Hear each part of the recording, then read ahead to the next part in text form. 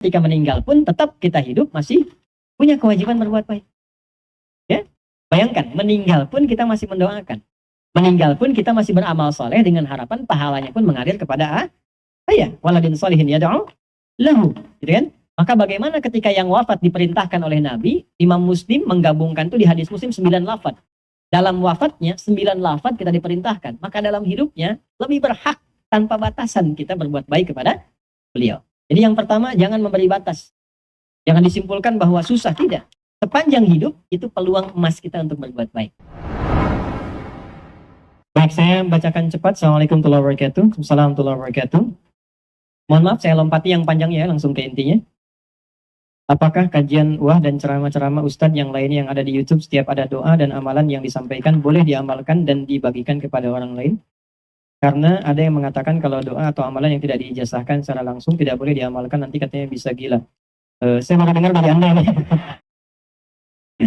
Boleh. Saya mau dengar dari Anda. Ya kita aja kan nggak ketemu Nabi, gitu kan? Kita nggak ketemu Nabi. Dapatnya dari mana? Dari buku, ya kan? Dapatnya dari mana? Ya kadang-kadang dari ceramah. Boleh. Langsung kalau Anda dapatkan doa, langsung kemudian bisa diamalkan, boleh. Atau saya katakan saya ijazahkan itu. Biasanya begini, doa yang diijazahkan itu pada seseorang, itu doa biasanya satu sesuai kebutuhan orang itu.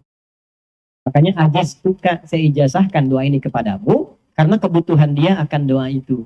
Maka gurunya kemudian merangkum beberapa doa, sesuai dengan yang dia butuhkan, diberikan khusus untuk orang itu. Nah, jika ada doa yang khusus untuk seseorang, maka tidak menjadi umum. Khawatirnya apa? Bukan sesuai dengan kebutuhan. Ya kan? Misal begini, ada orang punya utang. Sulit tuh.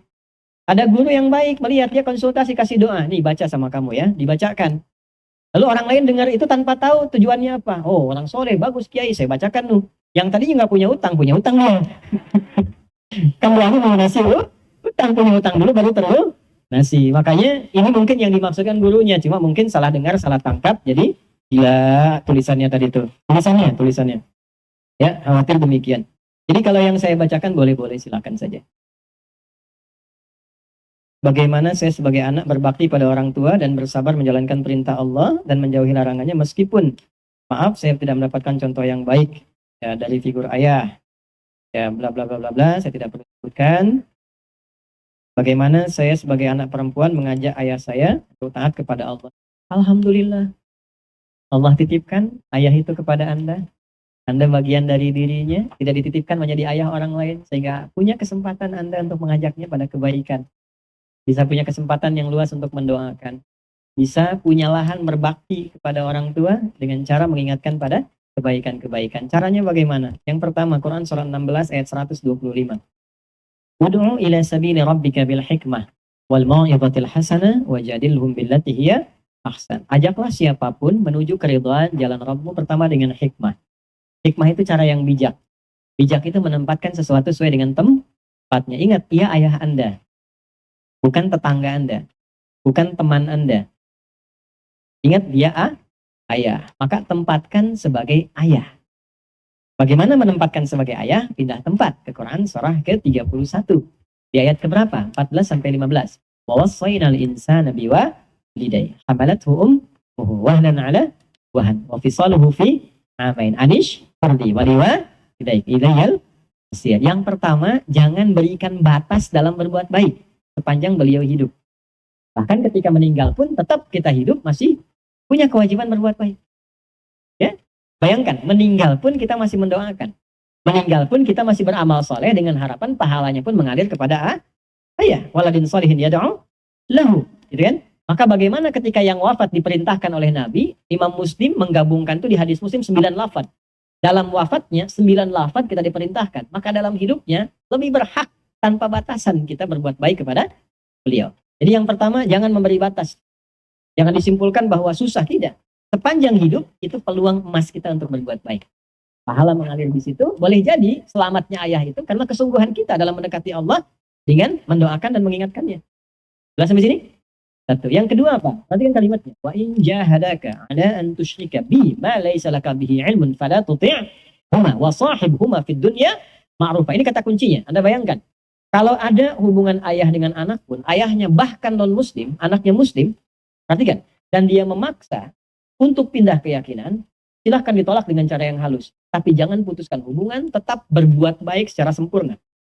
Wasahibhuma fid dunya ma'rufa. Ma'ruf itu perbuatan yang terbaik yang bisa diberikan. Kalau mau ngasih mangga, mangga kualitas terbaik. Kalau masih hadiah, hadiah kualitas terbaik. Itu sahibhuma ma'rufa. Ya, fid dunya ma'rufa. Jadi Anda bayangkan, dengan yang non-muslim saja, kita dituntut oleh Al-Quran berbuat yang terbaik. Maka bagaimana dengan ayah Anda yang statusnya masih muslim? Hanya belum tergerak, ia menunaikan sholat secara sempurna. Nah, maka cara masuknya apa? Jadilah anak yang baik dulu. Jangan beri nasihat dulu, hikmah dulu. Karena kalau Anda langsung masuk lewat nasihat, ayah akan berbalik. Kamu anak kecil tahu apa? Aku aja bapakmu kok. Ya? Tapi kalau Anda masuk lewat akhlak, doakan, berikan kasih yang terbaik, ayah capek pijitin, ya, ayah sulit dampingi, motivasi yang baik, lalu praktekkan sholat terus. Terlihat. Ketika ayah tanya, kamu hati anak baik sekali, nah perhatian, nah inilah apa hasil dari sholat yang aku tunaikan. Dengan sujud ini Allah perintahkan aku meningkatkan bakti pada ayah. Itu akan lebih masuk dibandingkan Anda pertama kali langsung menilai. Itu indahnya Quran tuh begitu. Jelas ya? Nah, jadi ini caranya, jangan pernah ada batas, malam kita berdoa, kemudian selanjutnya praktekkan akhlak dulu dengan cara yang baik, sehingga ayah melihat bahwa dampak sholat itu begitu luar biasa pada perubahan kita menjadi lebih baik. Di situ kemudian tanpa kita bicara pun, mungkin beliau dengan diam-diam kemudian mulai sholat. Nah, setelah itu baru isikan dengan mau'idhah. Mau'idhahnya tidak harus dari kita. Ya, misalnya bisa didampingkan dengan bacaan yang baik. Di TV digital tampilkan tentang kemuliaan sholat, keutamaan sholat, perubahan orang-orang sholat, sehingga memberikan kesadaran lebih dari situ. Jelas sampai sini? Nah, itulah indahnya fikih dakwah di dalam Al-Quran yang memberikan kita banyak tuntunan kebaikan. Bapak Ibu sekalian, saya juga ingin menambah durasi untuk lebih lama. Jadi saya harus berada di Rangkas Bitung, di Lebak, Ba'da Zuhur ini. Ya, karena itu kita berbagi. Insya Allah, mudah-mudahan diberkahi oleh Allah Subhanahu Wa Taala. Saya sudah memenuhi hak Anda untuk menambah 1 jam. Kita kan harusnya mulai 7:30, selesai 9:30 dulu. Sekarang 10:30. Ya, berarti hak Anda sudah terpenuhi, kewajiban saya terpenuhi, dan mudah-mudahan pahala kita pun dipenuhi oleh Allah Subhanahu Wa Taala. Allahumma taqabbal minna innaka antas sami'ul 'alim wa tub 'alaina innaka antat tawwabur rahim. Wassallallahu wasallam ala habibikal karim rasulika al-mustafa al-amin sayyidina Muhammadin wa ala alihi wa sahbihi ajma'in.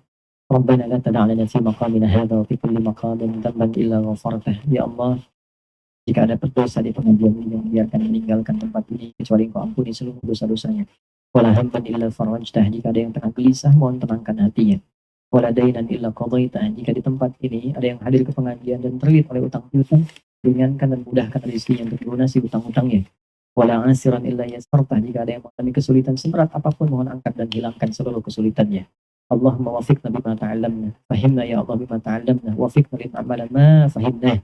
Ya Allah, berikan kami pemahaman yang baik dari apa yang kami pelajari, dan berikan kami kemampuan yang baik untuk mengamalkan apa yang telah kami pahami. Rabbana atina fid dunya hasanah wa fil akhirati hasanah wa qina adzabannar. Wa sallallahu ala sayyidina Muhammad wa ala alihi wa sahbihi ajma'in. Wa akhiru da'wana subhanakallahumma rabbana wa bihamdika asyhadu an la ilaha illa anta nastaghfiruka wa natubu ilaik. Walhamdulillahi rabbil alamin. Terima kasih, mohon maaf, dan saya minta maaf.